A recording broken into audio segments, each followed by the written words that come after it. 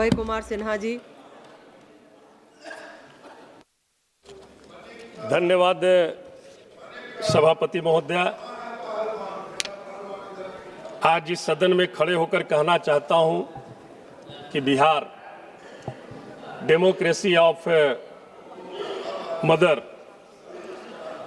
वही बिहार आज सबसे गहरे चुनाव संकट से गुजर रहा है महोदया। जिस धरती ने लोकतंत्र, सामाजिक न्याय और भागीदारी की चेतना को जन्म दिया, वही बिहार आज चुनावी धांधली, मतदाता दमन और सरकारी मशीनरी के खुल्लम खुल्ला दुरुपयोग का सबसे बड़ा शिकार बना महोदया। महोदया, गलत सही बताते रहिएगा, आप ही बोलिएगा जो सब सही है। महोदया, अभी चर्चा कर रहे थे, माननीय मंत्री ललन बाबू बता रहे थे, परिवारवाद की बात बोल रहे थे, चर्चा चुनावी सुधार पर थी।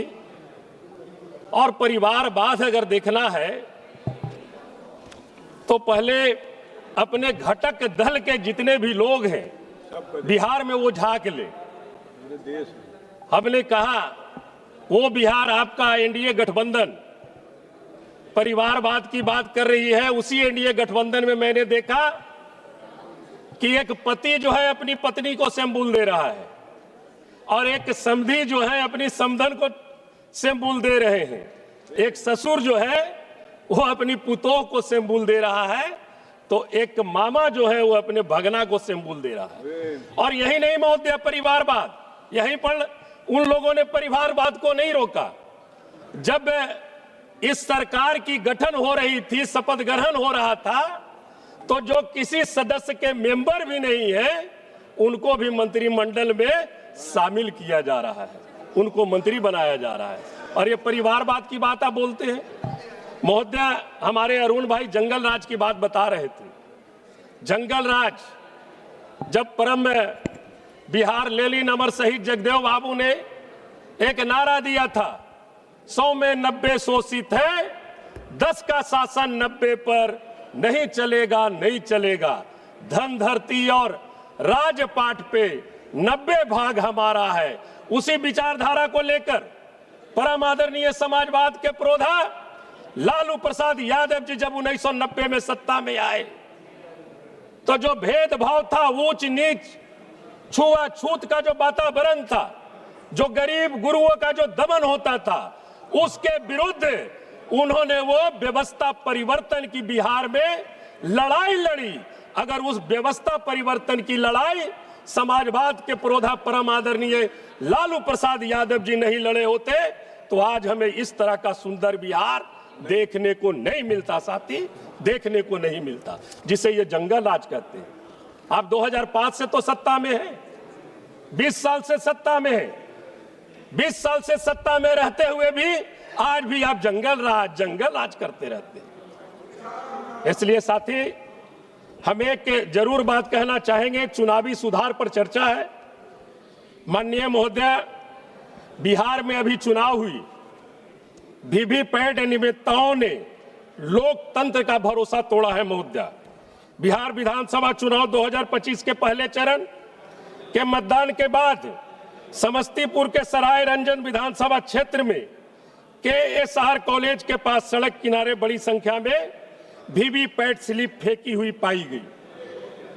यह दृश्य कई वायरल वीडियो में पूरे देश ने देखा।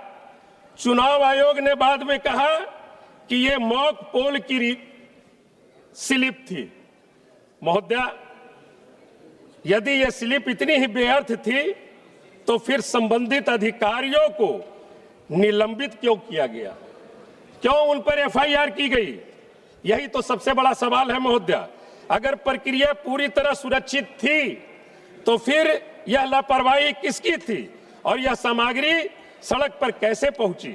यह घटना साफ करती है कि चुनावी प्रक्रिया में गंभीर गड़बड़ियां हो रही थी और पारदर्शिता पर सवाल उठ रहे हैं महोदया। हम एक दो बातों का जिक्र करना चाहेंगे। आचार संहिता उल्लंघन, आचार संहिता लागू हुई 6 अक्टूबर को। उसके बाद सरकार ने चुनाव के बीच में 10,000 की राशि महिलाओं के खाते में भेजी, तकरीबन 40,000 करोड़ रुपया। महोदया, 17 अक्टूबर, 2 नवंबर और 7 नवंबर 2025 को 3 किस्तों में भेजी गई। यह सीधे सीधे आचार संहिता की धारा 7 का उल्लंघन है, जो आर्थिक लाभ बांटने पर रोक लगाती है। क्या यह खुलेआम वोट खरीदने का सरकारी इंतजाम नहीं था महोदया? क्या चुनाव आयोग को यह दिखाई नहीं दिया, यह दिखाने की अनुमति नहीं थी?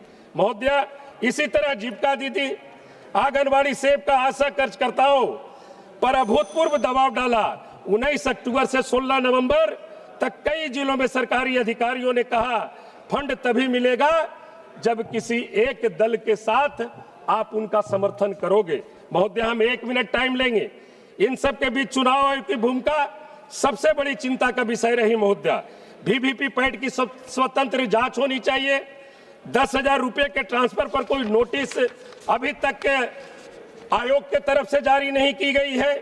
हम जरूर ये कहेंगे महोदया, यह जनादेश नहीं था, यह जनादेश का प्रबंधन था महोदया। हमारे कांग्रेस पार्टी और जितने भी विरोधी दल के साथियों ने जो मांग की है, हम आग्रह करेंगे सरकार से कि आप ईवीएम को खत्म करते हुए आप बैलेट पेपर में चुनाव करा करके आप देख लीजिए आप में कितनी ताकत है। आपने बिहार तो जीतने का काम किया है, बंगाल में अभी चुनाव है। आप में अगर दम है तो आप बंगाल में बैलेट पेपर के साथ चुनाव करा करके देख लीजिए, उसके बाद आपको अपनी हैसियत पता चल जाएगी। हम ये जरूर कहना चाहेंगे महोदया, हम ये जरूर कहना चाहेंगे, बिहार की मिट्टी ने हमेशा अत्याचार को रोकने का काम किया है।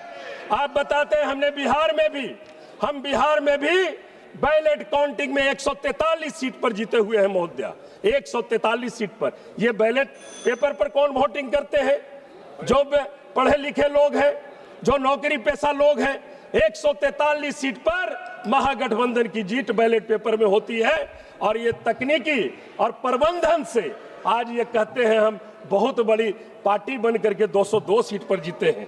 हम मांग करना चाहेंगे महोदया, हम लोकतंत्र को फिर से मजबूत करेंगे बिहार में, और बिहार की असली आवाज बन करके निश्चित तौर पर हम वापस आएंगे। और आने वाला समय निश्चित तौर पर आपको भी देख रहा है और हमें भी देख रहा है। इन्हीं चंद शब्दों के साथ आपने हमें समय दिया। लोकतंत्र जिंदाबाद, जय अम्बेडकर। बहुत बहुत धन्यवाद। माननीय सदस्य लालजी वर्मा जी।